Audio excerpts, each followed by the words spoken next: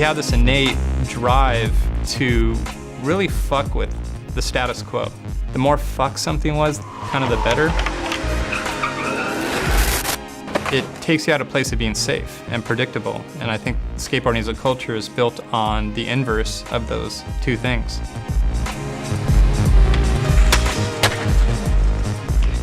When we started, it was Vans, Etnies, Airwalk, Duffs. I mean, the market was that small. And then there was DC. Damon was really great at what he was doing. Ken was amazing at what he was doing and bringing to the table. He was really kind of like ahead of his time within our industry. It fucking knocked Vans on its heels. It created a paradigm shift. It really did. My personal view is that society is just like high school, Everything from like the alternative group to the punk rock group to the hip hop group, everything is in groups like that, and there's not too many people that are just their own person. How do you drop out of college and jump into a garage and start making stuff? Damon and I met in an algebra class in a junior college. He was doing this brand called 8 Ball, and so I drew him this 8 Ball logo. He made up some shirts, and they were pretty good.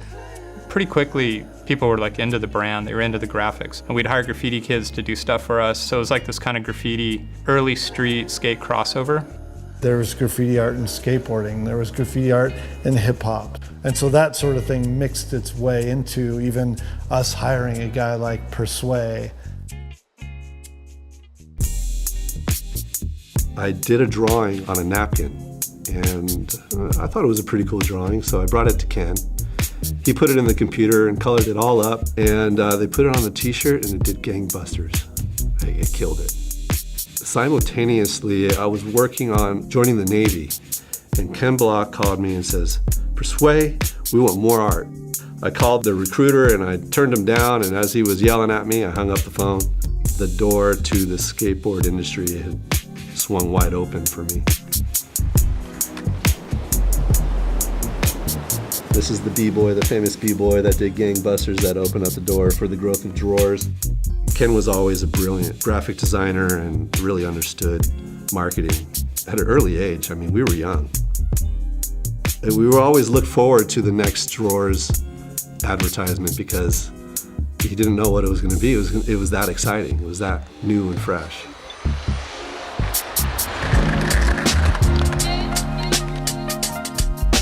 We started talking about footwear, and we were looking at the market and the complacency and the lack of innovation. The name DC is a truncated version of Joris clothing. Before we had DC, skate shoes, I think, were just looked at as a non-performance product. For the longest time, it was great because Nike and Adidas, they didn't really play in our space. So it was really easy to look at what they were doing and sort of make a version, riff on it for our space.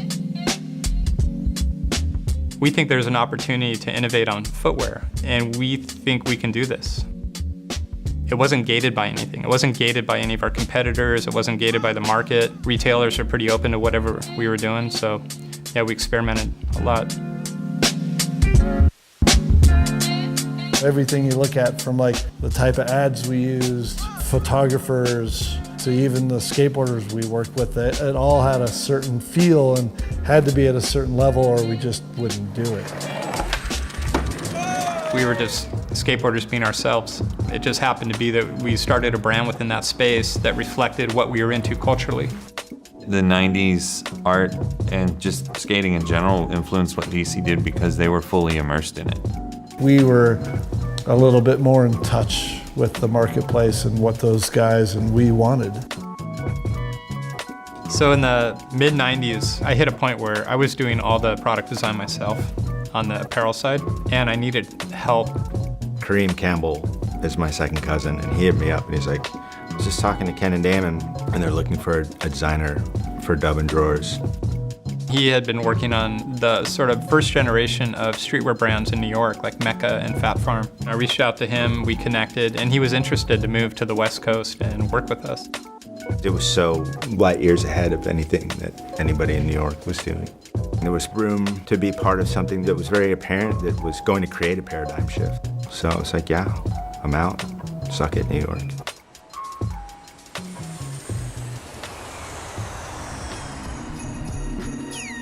So we started building a team.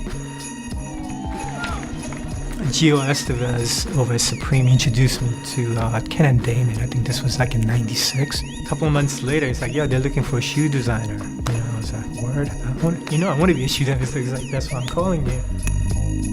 It was interesting because Sung hadn't designed shoes before, but he had this incredible sense for style. We hired him for his aesthetic, for his perspective, for his view on culture.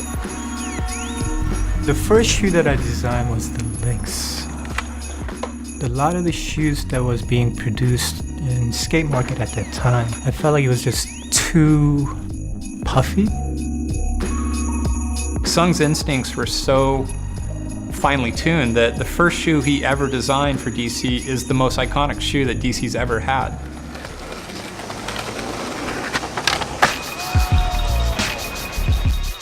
I did Kalis's first shoes, I did Stevie's first shoes. I think those first two shoes kind of broke all types of expectations. Stevie's shoe, obviously, he's like, I need something different. Something that speaks of my background, who I am. Yeah, he wanted some fly basketball looking shit.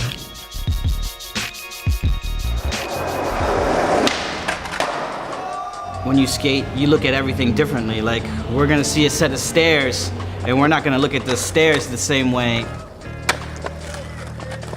When you translate that to the design side, you might hold up a basketball shoe or a running shoe. Well, I like some of these lines, but I'm gonna reinterpret it and I'm gonna just adapt it to what I want it to do, what I wanna use it for. Streetwear, as you call it now. It was hard to classify it, actually, at that point. It was just like kind of representing multicultural existence of people of color in New York City and their experience. And we sort of wanted to bring that to light.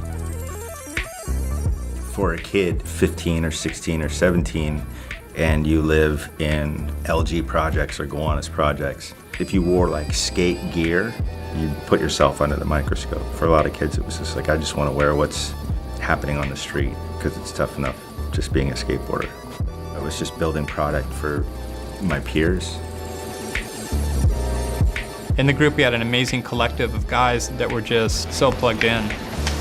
They came pretty hard from the early genesis of that movement or that scene and brought all that flavor, like all that style and aesthetic into what we were doing. It's really interesting to get that East Coast, West Coast convergence in a single brand at that point in time.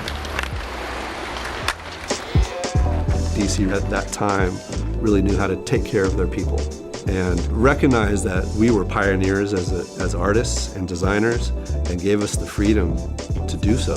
You hire creative people to bring something to the table, and if you micromanage them, you might as well fire them and get an admin. People didn't dictate what we brought to the table, we did.